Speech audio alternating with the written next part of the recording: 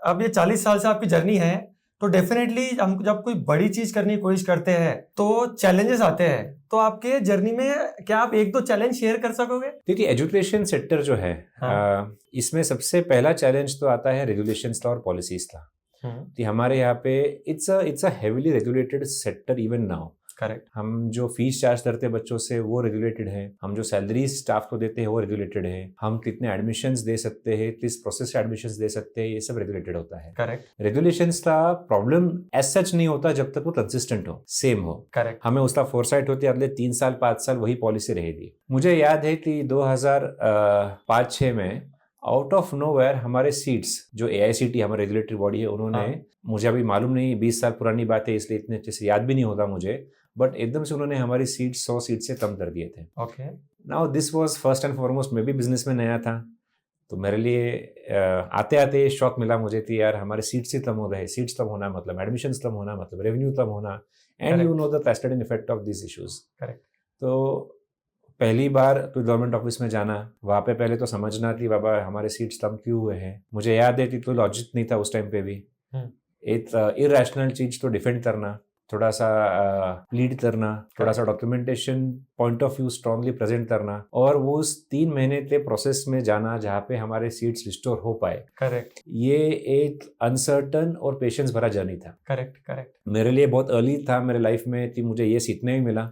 But ये ऐसे एक प्रसंग आते हैं जिसके वजह से हमें मालूम पड़ता है कि हमें किस तरह से डॉक्यूमेंटेशन और पॉलिसीज और रेगुलेशन को सम्मान करते हुए हमेशा documentation point of view perfect रहना चाहिए। करेक्ट। एक छोटी गलती भी हमसे कंप्लायंसेस में या स्टैट्यूटरी इसमें ऑब्लिगेशंस में आ जाए तो वो गलती महंगी हो सकती है। करेक्ट। इन द जर्नी हम भी एंटरप्रेन्योर होने की वजह से कुछ नया नया करते रहते हैं। करेक्ट। मुझे आज भी याद है कि 2016 की बात है, जब एक कर्नाटक गवर्नमेंट की यूनिवर्सिटी ने महाराष्ट्र में कुछ एफिलिएशन दिए कुछ कॉलेजेस को। ओके।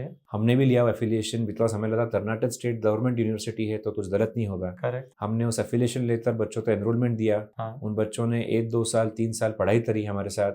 उनको एग्जामिनेशंस, मार्कशीट सब कर्नाटक यूनिवर्सिटी दे रही थी।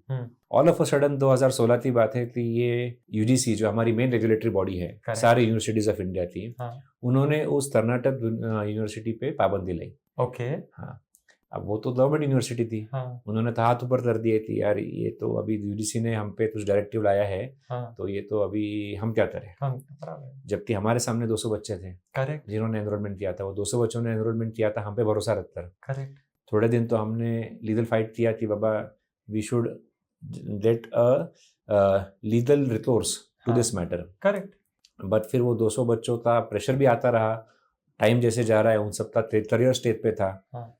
कोर्ट्स और गवर्नमेंट सिस्टम्स ये हमारे पेस पे नहीं चलते। करेक्ट। ये उनके सिस्टम से चलते हैं, तारीख पे तारीख चल रही है। उन्हें अगर मालूम भी है मैटर बहुत सीवियर है, बट उनके प्रोसेसेस भी उनके लिमिटेशन होते हैं। करेक्ट। उनके सिस्टम्स भी उनके लिमिटेशन होते हैं, इसलिए वो भी हरिडली कोई डिसीजन ले नहीं सकते।